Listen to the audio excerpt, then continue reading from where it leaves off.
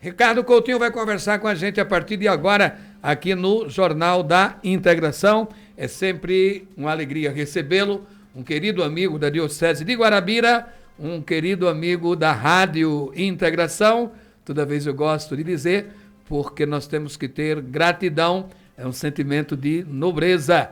A Rádio Integração, a Diocese de Guarabira são muito gratas ao governador Ricardo Coutinho, porque todas as vezes que nós precisamos, ele sempre esteve pronto para conversar conosco, dialogar. Quando podia atender, dizia que podia. Quando não podia, dizia porque não podia. Por isso, nós temos muita alegria em recebê-lo aqui. Ricardo Coutinho, bom dia. Muito bom dia, Heraldo. É um prazer enorme retornar aqui na Integração, talvez uma das emissoras mais icônicas que existem aqui na Paraíba e, sem dúvida nenhuma, a mais icônica aqui do Brejo Paraibano. Não é? É uma satisfação. Eu quero, antes de qualquer coisa, abraçar o Dom Aldemiro Sena, porque eu tenho um respeito e uma admiração profunda e verdadeira, não é? É bom que se diga. Acho o trabalho essencial, não apenas para os católicos, mas para a humanidade, para as pessoas em geral.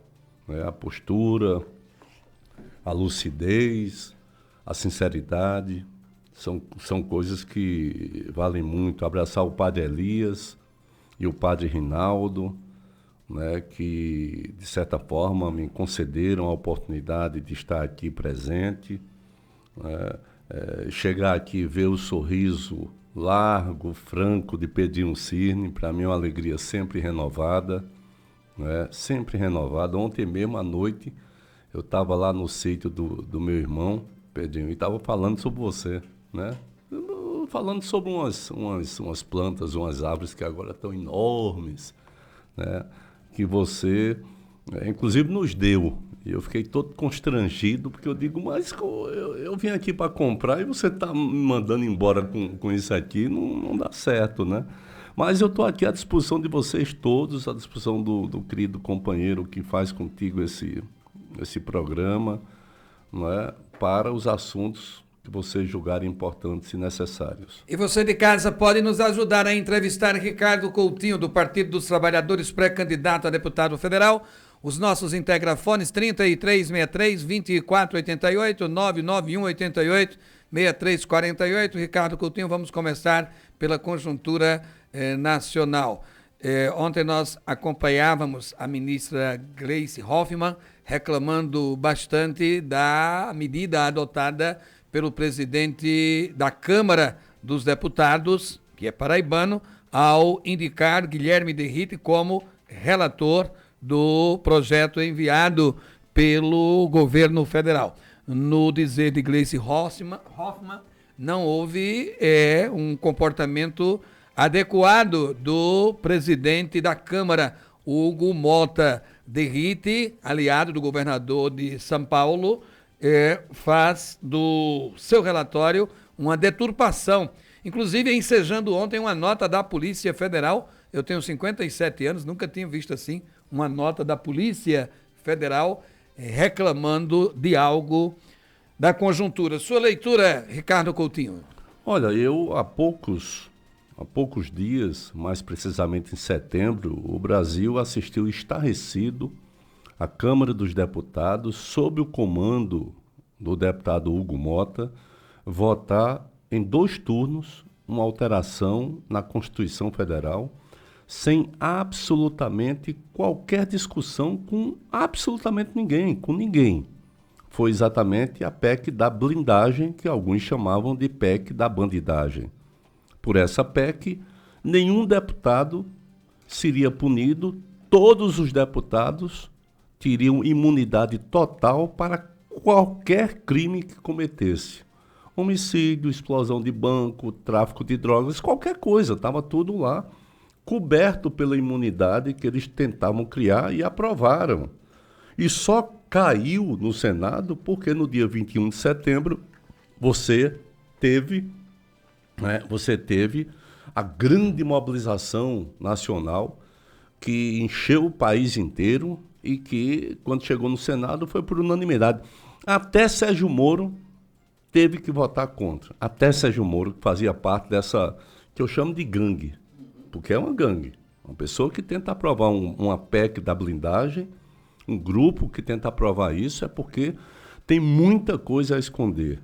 Pois bem, se passou pouco tempo, aí vem uma nova, que é o governo federal assumindo exatamente o comando de uma articulação nacional, envia um projeto de lei antifacções, né, onde, dentro desse projeto, você prevê a articulação entre as diversas esferas das polícias, Polícia Federal, Polícia Judiciária, Polícia Civil, Polícia Penal, para poder combater o crime e o uso da inteligência, porque esse povo tem que perder dinheiro.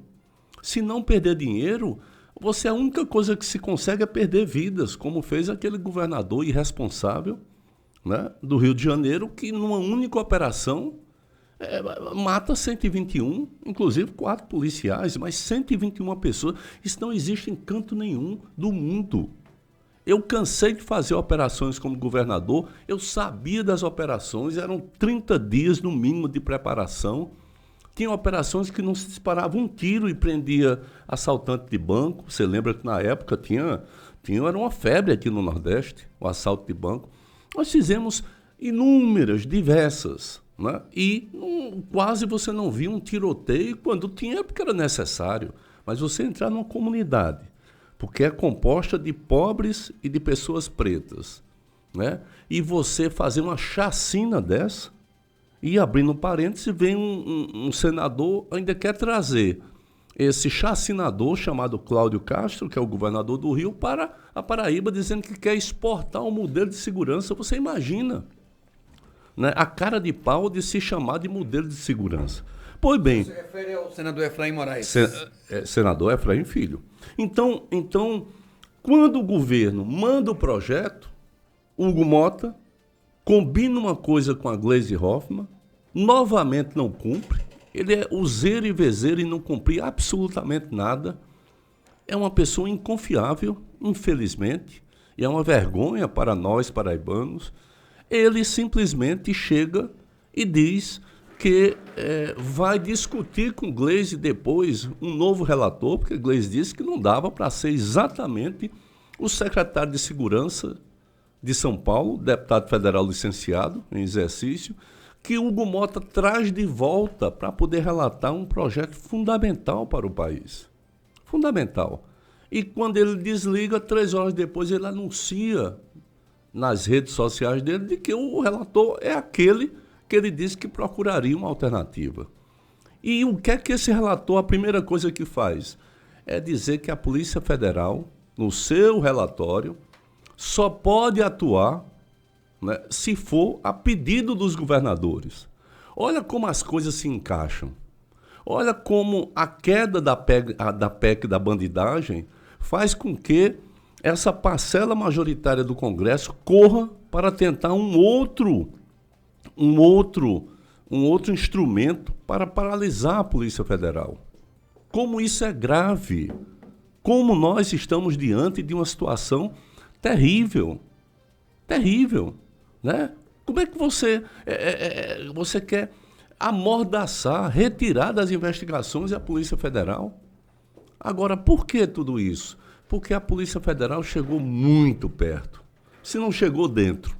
Aquela operação na Faria Lima, onde não foi disparado um único tiro, mas recuperou 52 bilhões. Um prejuízo para o tráfico, para as facções, enorme. Só que as facções, o dinheiro não está ali no morro, não está na favela, amigo. Aquelas pessoas que acham isso são ingênuas. Porque caberia na cabeça de alguém você ser bilionário e morar dentro de um buraco no morro? Isso não existe. Né? Aqueles ali são os soldados. E que, infelizmente, no Brasil, você tem uma produção que não acaba nunca. Então, essa articulação do Congresso que quer votar rapidamente, viu? Ele não quer que ninguém discuta. E o comando é de Hugo Mota. O comando não é de... O comando lá, né? Hugo Mota serve há setores extremamente expressivos que foram pegos, ou que estão para serem pegos, né, exatamente na cabeça dessa montanha chamada facções aqui dentro do país. Eu tenho uma leitura péssima. O Congresso atual, em sua maioria, envergonha o povo, seja paraibano, seja brasileiro, e eu acho que é preciso alterações profundas, não só na composição quantitativa, mas principalmente na composição qualitativa. Não é possível que o Brasil, que tem uma oportunidade enorme no mundo de hoje, enorme, né? Com essa multipolaridade, com o crescimento da China, da Índia, da Rússia, do Brasil, da África, ou seja, nós temos uma facilidade extraordinária, porque quando você olha e liga a televisão, mesmo aquelas que são contra, você vê o papel proativo, protagonista do presidente do Brasil. É o presidente do Brasil que está puxando tudo isso. É o presidente do Brasil que defende a democracia. É o presidente do Brasil que enfrentou Trump e ganhou. E ganhou. Porque em apenas 2 meses, 23% das exportações brasileiras que iam para os Estados Unidos foram direcionadas para outros países. Ou seja, nós vencemos. Tanto é que o Trump teve que chegar para poder conversar e tentar construir uma outra narrativa. Então, a minha leitura sobre esse projeto é a pior que tem, se houvesse o mínimo de senso ou de compromisso. O problema é que esse pessoal, Heraldo, esse pessoal está assombradíssimo. Eles estão assustadíssimos. Eles sabem o que existe, que a Polícia Federal está chegando lá. E que eles estão em pânico para poder aprovar alguma coisa para lhes blindar. Tentaram a PEC da blindagem, caiu, e agora estão com essa PEC, com esse projeto de lei antifacções, inclusive colocando coisas que são inconstitucionais, como é o caso da própria Polícia Federal. Esse Derrite, ele não tem capacidade, não tem condição de ser relator de um projeto como esse. Agora são 8h22, da cidade de Guarabira, o neto de Chico do Baita, o filho de Gandhi. Chico do Baita era comunista histórico. Vladimir Petrovich Cavalcante da Cunha. Bom dia, amigo Heraldo Luiz, e bom dia ao futuro deputado federal Ricardo Coutinho. Parabéns pela entrevista. Conte com o meu apoio, diz aqui o Vladimir Petrovich. O professor Rodrigo Ronelli está ouvindo a entrevista e nos convidando para a Expotec, que inicia amanhã no Colégio Agrícola Vidal de Negreiros. Contamos com a presença de todos. Isaac Newton. Bom dia, Ricardo Coutinho. Mais uma vez, satisfação estar recebendo o senhor aqui no nosso jornal.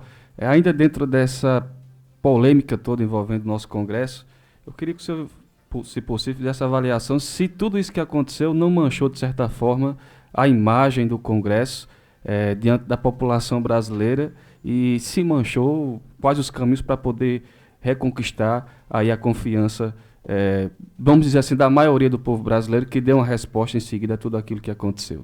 Meu caro Isaac, eu acho que manchou sim, e eu acho essa mancha algo positivo, porque a composição do Congresso não é a composição adequada para os passos que o Brasil precisa dar nesse mundo contemporâneo de hoje, né? E ao mesmo tempo nos desafios que existem internamente dentro do Brasil. Nós temos um desafio, por exemplo, com relação à nossa velhice, né? Ao nosso envelhecimento. Daqui a 20 anos nós vamos ter uma população proporcionalmente muito grande. O Congresso não tem nenhuma discussão sobre isso. Nós temos ainda a questão da desigualdade. O presidente Lula tenta combater a desigualdade procurando taxar os que mais têm, bancos, bilionários, betes, casas de aposta, tenta elevar isso, combater a desigualdade, e os caras derrotam. O Congresso derrota. O povo não é bobo, o povo está vendo isso. Enquanto isso, nós precisamos de moradia. Enquanto isso, nós precisamos ampliar, mesmo diante dos esforços do presidente Lula, criando mais especialistas, o acesso à saúde especializada. Não é? Enquanto isso, nós precisamos de uma série de coisas que estão aí pendentes, e que o Congresso, a única coisa que quer é se proteger de coisas erradas. Porque se fosse de coisas certas, se fosse a postura de defender ideias, a autonomia do poder, todos nós estaríamos juntos, mas não é. É em relação a crimes, é em relação a crimes comuns. É isso, é disso que se trata.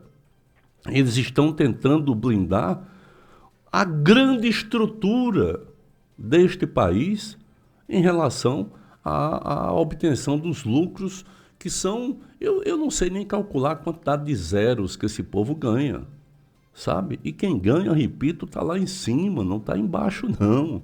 Não são aqueles que pegam um fuzil, um revólver para trocar tiro, sabe, numa encruzilhada. Não são esses. Esses aí são apenas peões que não veem uma perspectiva de vida futura e que a única coisa que resta é isso.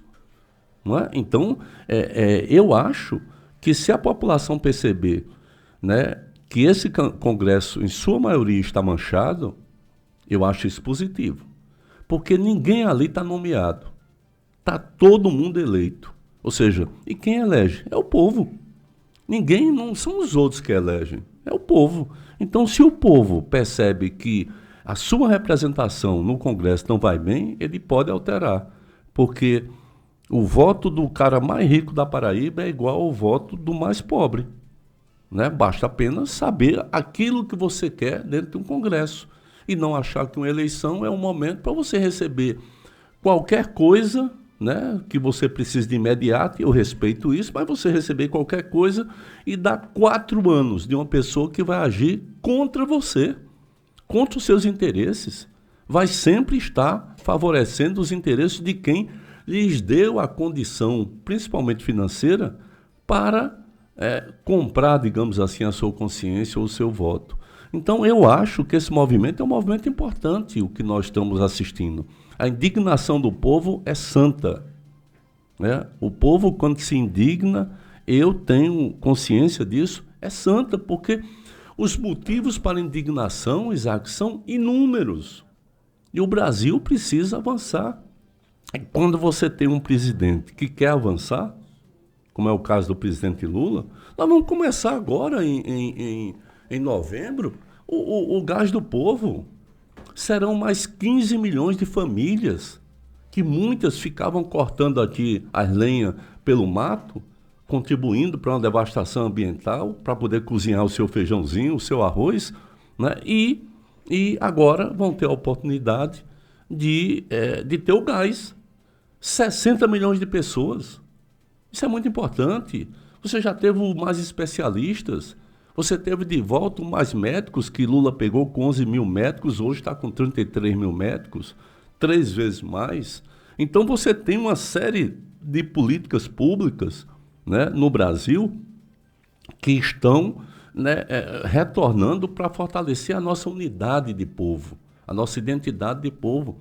No próximo ano nós vamos ter um debate importantíssimo, que é o Tarifa Zero, que não é só o fato de pagar a passagem, mas é o fato do conceito, né? Porque transportar uma sociedade, transportar uma população, não pode ser uma tarefa a ser financiada apenas por aquele que não tem um carro e precisa andar de ônibus. Ele tem que ser uma tarefa da sociedade, porque a indústria funciona em função disso, o comércio funciona em função disso, ou seja, o transporte coletivo, né, nós daremos um passo extraordinário, inclusive sobrando mais dinheiro no orçamento familiar, com essa medida, com esse projeto que vai vir.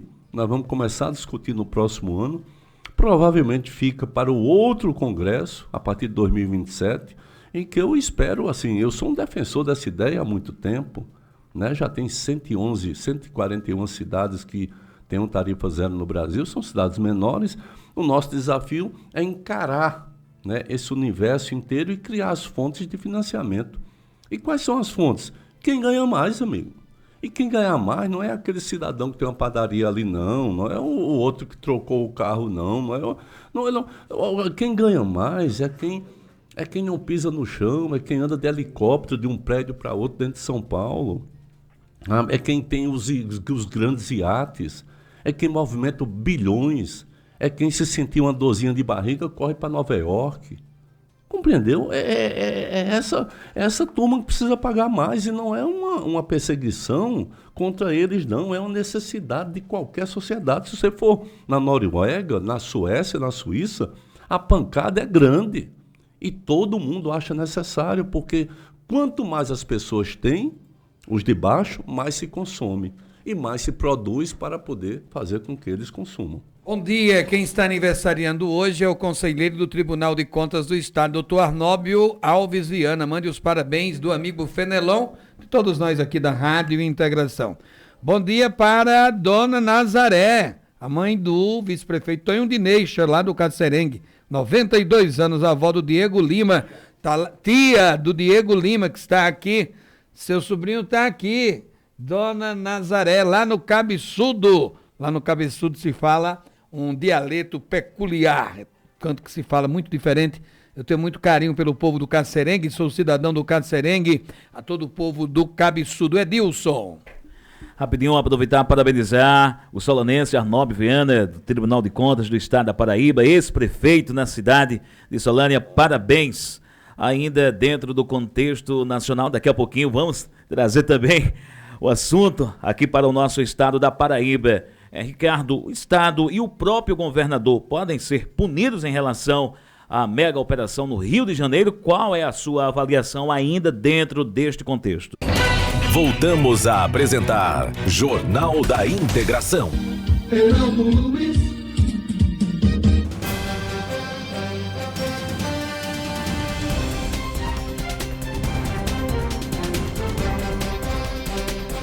Aqui o professor Beneilton Silva, cumprimentando o ex-governador Ricardo Coutinho, está ouvindo o programa. O padre Zé Floren, meu padrinho de crisma, decano do clero da Diocese de Guarabira, o último dos sobreviventes da Arquidiocese da Paraíba, como ele diz. Parabéns pela entrevista, pela linguagem simples, de conteúdo muito esclarecedor, está dizendo o padre Zé Floren. Agora são 8h38, eu vou confessar a vocês, Pedrinho, eu tenho dificuldade de entrevistar Ricardo, porque ele se expressa muito bem e eu fico sem coragem de interrompê-lo. Porque do que ele diz, eu nunca lhe disse isso, do que você diz nas entrevistas, não se perde nada.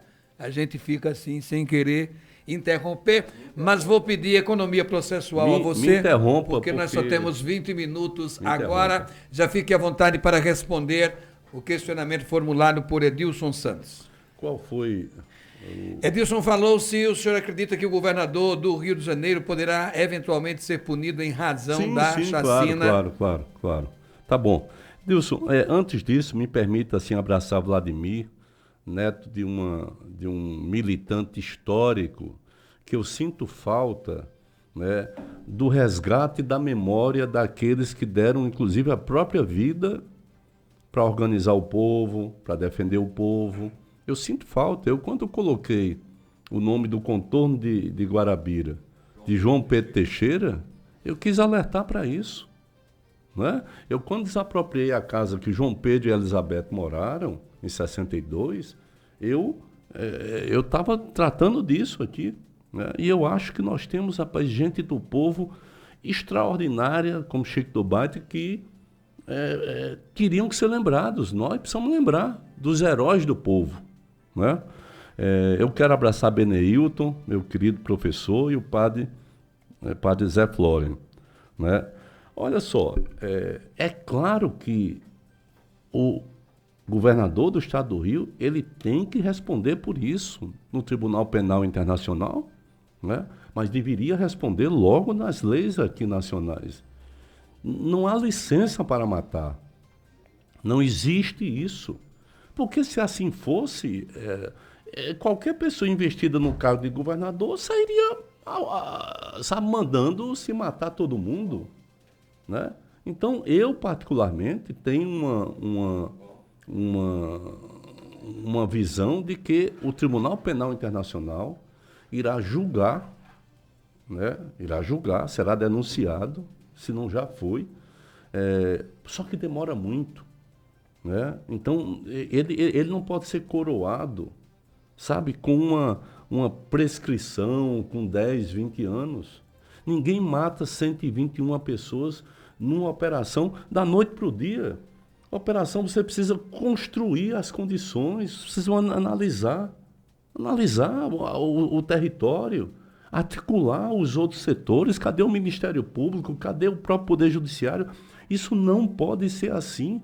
E ele, na loucura do voto, né, e na catarse que, infelizmente,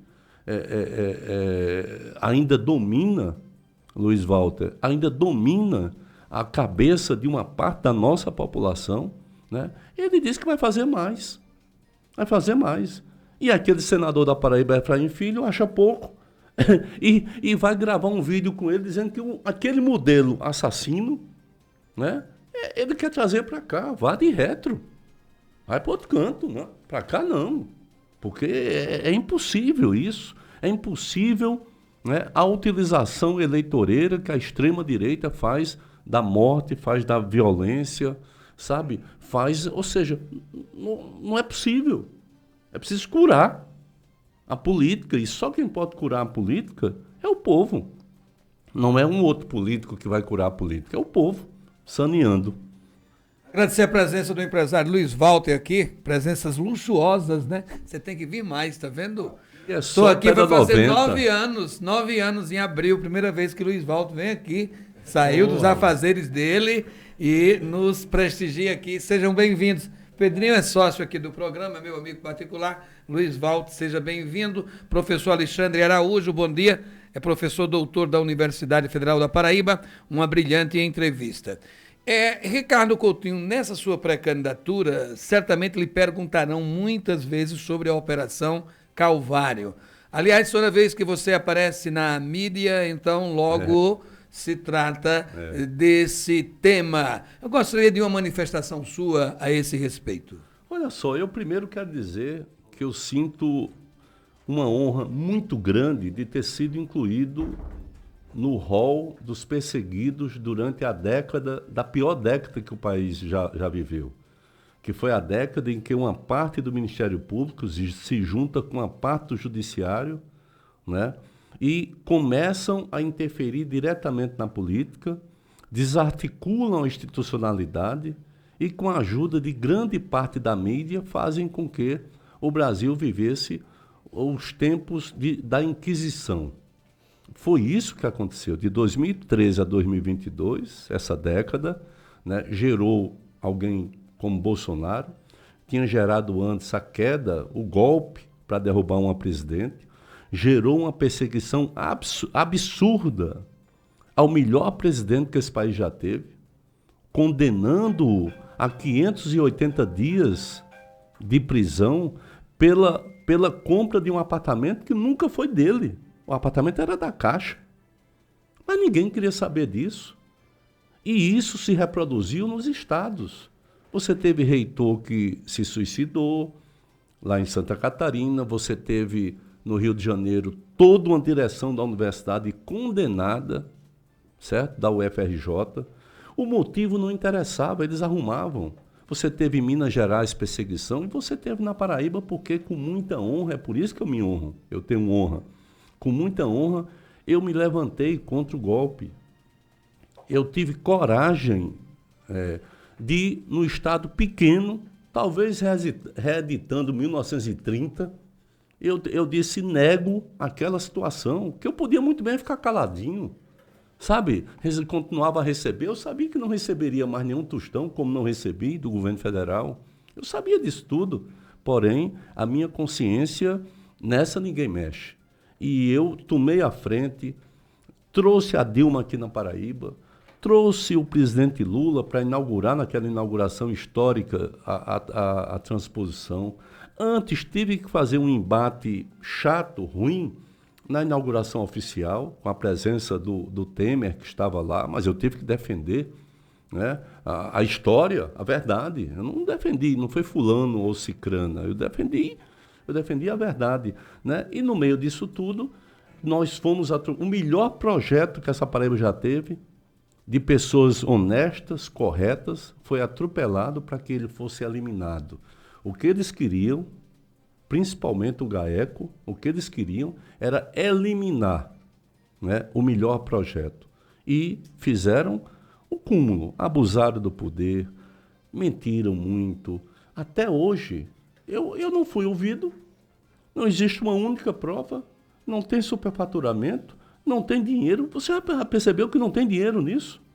Tem uma narrativa. Narrativa eu posso ter, aliás, nós podemos ter contra qualquer um, né? E acharam, né, que tinham nos eliminado, tinham nos matado, mas nós resolvemos não morrer. Nós resolvemos continuar a fazer política, porque eu sei como política é difícil na Paraíba, e o combate que eu fiz às oligarquias, colocando-os no lugar bem menor, esse combate, eu sei que interferiu e muito nessa perseguição que eu sofri. Eu continuo a dizer que eu ando de cabeça erguida, espinha ereta, né? E sou com muita honra, e acho com muita honra que eu vou fazer um grande trabalho caso a população me coloque no Congresso Nacional. Vou fazer um grande trabalho, inclusive na defesa da democracia que foi destruída pelo lavajatismo, que foi destruída pelo calvarianismo aqui na Paraíba, ou seja, pelo lawfare, que atende a uma estratégia de desmontar os países vindas lá dos Estados Unidos. Nós temos somente 10 minutos agora, infelizmente. Eu tenho duas perguntas aqui, o ouvinte tem sempre prioridade, e uma delas é do professor Alexandre Araújo, da Universidade Federal da Paraíba. Ele estava em Paris por esses dias, estava estudando. A insegurança no campo tem sido causa de êxodo rural. O que é preciso ser feito pelo Estado? Fraterno abraço, Heraldo e Ricardo Coutinho. E tem uma pergunta aqui da Maria, que é lá de Roma, chegou mais cedo. Bom dia, Heraldo. Bom dia, Isaac. Ricardo Coutinho é candidato a deputado federal. Eu queria fazer uma pergunta. Se eleito, tomará providência sobre a questão do autismo na região de Bananeiras, Solânia e as demais cidades. Muitas crianças na fila de espera do Instituto Casa Azul de Solânia, gente de Bananeiras, de outras cidades. Que medidas o senhor deverá tomar para que essas filas de espera acabem? A construção de uma nova Casa Azul, um projeto, uma solução. Qual seria seu projeto para esse momento tão difícil que estão vivenciando os autistas bananeirenses que pedem socorro? Não somente eles, mas todos aqui da Serra Paraibana. Maria, lá de Roma. Olha, Maria e Alexandre. Duas perguntas extremamente importantes. Vai olhando para o relógio. Duas perguntas extremamente importantes, viu, Heraldo? A primeira delas é sobre a insegurança. Na verdade, a insegurança no campo existe, porque a insegurança na cidade também existe, né? Eu acho que eu vi recentemente um portal chamado Portal J, que é o portal mais especializado, mais respeitado em segurança pública no país. E, para minha surpresa, semana passada, ele traz uma matéria sobre política pública de segurança e o foco qual era? A Paraíba. O foco era Paraíba, no meu governo, né? Onde eles diziam sobre a política de segurança, sobre territorialização, sobre responsabilização dividida entre polícia militar e polícia civil. Hoje voltaram a estarem totalmente distantes. Totalmente distantes. Isso é o caos, porque uma precisa da outra. Inclusive, a própria formação, ela teria que ser conjunta. Eu tenho algumas ideias nessa área que eu não vou poder colocar aqui agora, mas, sabe, eu quero colocar para o governo federal, eu quero colocar minha colher no meio desse debate nacional, porque é preciso olhar a segurança numa outra perspectiva, Alexandre. Uma criação de uma nova carreira policial, né? E os concursos futuros serem dentro dessa nova carreira, o estabelecimento de um piso nacional, onde os estados aderissem a esse projeto, a essa lei, a esse Sistema Único de Segurança Pública, e ao aderir, né, eles ganhassem recursos para poder praticar essa isonomia para os policiais que estão na ativa, a territorialização, ou seja, a criação de uma política pública mesmo, que você possa trazer a paz, amigo. Você não pode esperar simplesmente que haja alguma ação, né, na área criminal, aí você entra com repressão. Você tem que evitar isso. E se evita com políticas públicas. Se evita, por exemplo, com pé de meia, para que o estudante fique lá dentro da escola e tenha uma perspectiva de vida, e assim sucessivamente. A insegurança no campo depende disso e depende também de outra coisa, né? É que a nossa juventude, toda vez que eu chego num assentamento, eu tenho ido a muitos, eu pergunto, sim, mas e a juventude aqui, como é que está? Em alguns eu vejo uma juventude extremamente envolvida, né, com as práticas de agricultura orgânica, com essa coisa aqui, né, com as tecnologias sociais. Eu vejo, né, eu vi isso lá em Pedra de Fogo, achei fantástico, né, inclusive uma rádio de internet e rádio de poste que eles montaram lá, muito bacana mesmo. Então eu acho que o que nós precisamos é um incentivo, um renovado incentivo.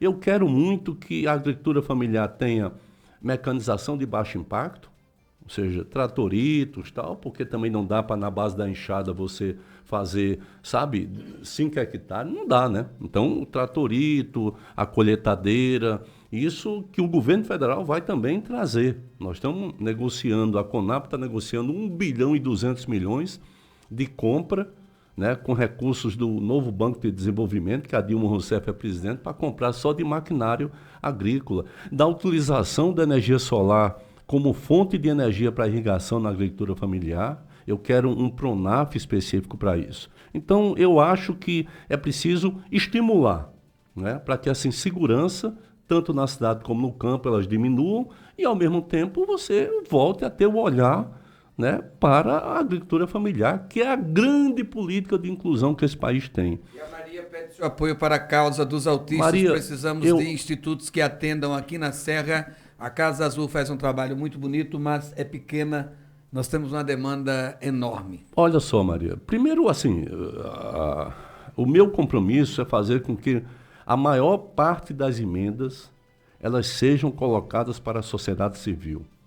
Eu não vou privilegiar os poderes públicos. Eu vou colocar a maior parte, é claro que eu vou colocar emendas, seja para o Estado, para municípios e tal, mas a maior parte vai ser para a sociedade civil. Vai ser para uma ONG, vai ser para uma associação, vai ser para... Porque você chega direto na ponta. Muitas vezes você manda para o prefeito e não chega na ponta, né? Então, isso é uma coisa fundamental. Segundo, o autismo é o grande desafio da sociedade. Não é possível que as pessoas não vejam a quantidade de crianças que estão nascendo e cada vez mais estão nascendo com neurodivergência.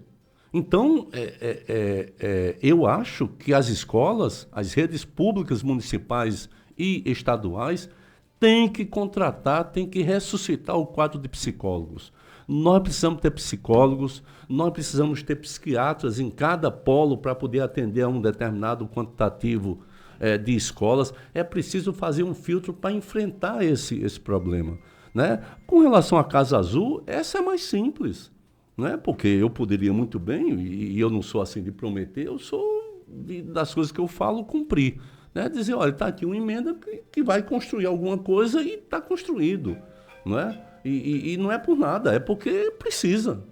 Porque precisa. Só que, da mesma forma que aqui você tem uma quantidade muito maior do que aquilo que está sendo ofertado para acompanhamento, nos outros municípios também. Então, é preciso ter uma política pública grandiosa no Brasil, que cuide, como eu disse, da nossa infância, né? Investigue as causas, porque tem que ter uma causa. Tem que ter uma causa. Não é possível que você, de 10 anos para cá, tenha tomado uma proporção enorme. Não é possível. Alguma coisa está acontecendo. Eu, que sou leigo, totalmente leigo, eu acho que tem tudo a ver com a falta de cognição provocada. A falta de cognição não, que é a falta de conhecimento, mas é com o impacto das mídias, da informação rápida, da imagem.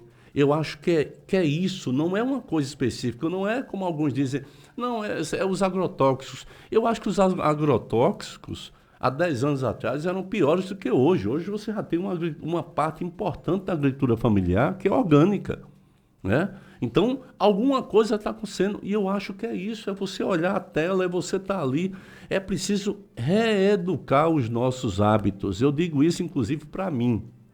Não estou dizendo para os outros, não, estou dizendo para mim, porque eu fico aqui com o celular dependente, né, de informações ou então de bobagens, que infelizmente as mídias sociais e as big techs nos empurram. Por isso que eu vou dizer uma coisa às 8h56. É preciso ter uma regulação democrática sobre as big techs.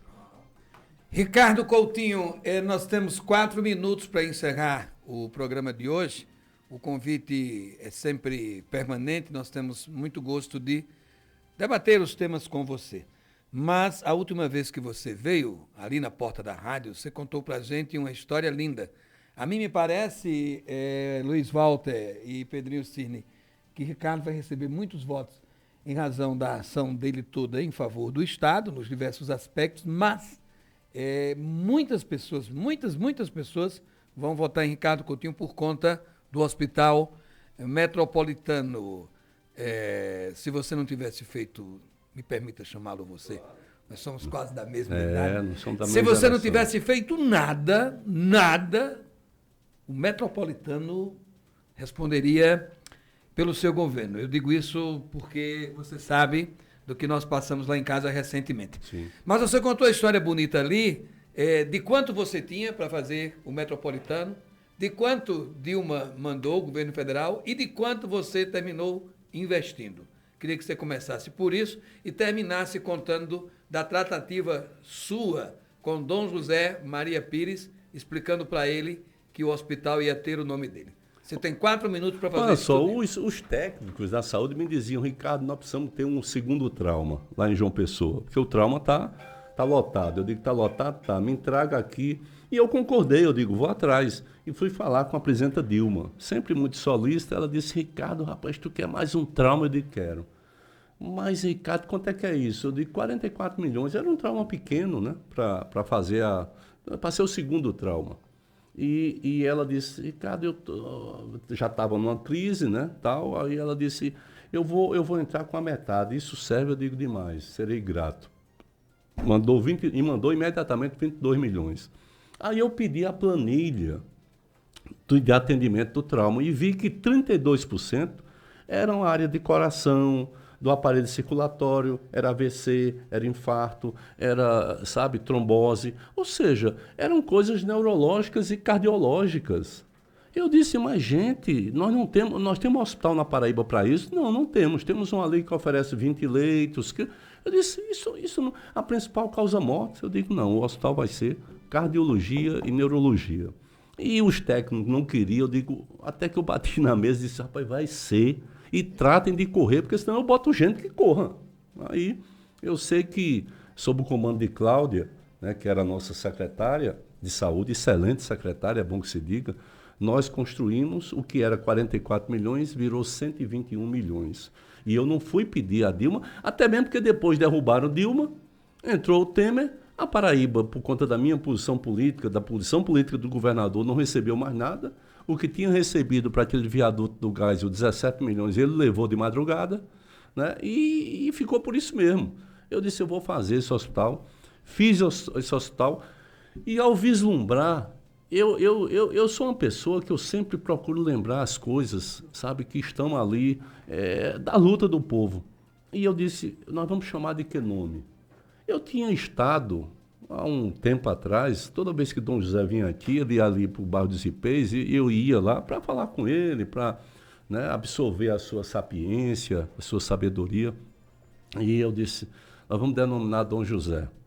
Aí ligo para Dom José atende o telefone, era no começo da noite, lá em Minas, ele morava lá. Aí eu disse, Dom José, eu tenho aqui um pedido a lhe fazer. Ele disse, mas qual é? Eu disse, eu vou colocar seu nome no hospital que nós estamos fazendo. Isso o meu não. Eu digo, vou. Não vai, não. Boto de Margarida Maria Alves. Eu digo, não, mas eu vou botar o seu. Boto de Dom Marcelo. Eu digo, eu vou botar a escola técnica. Já é Dom Marcelo. E ficou aquela coisa meia hora e ele citando nomes.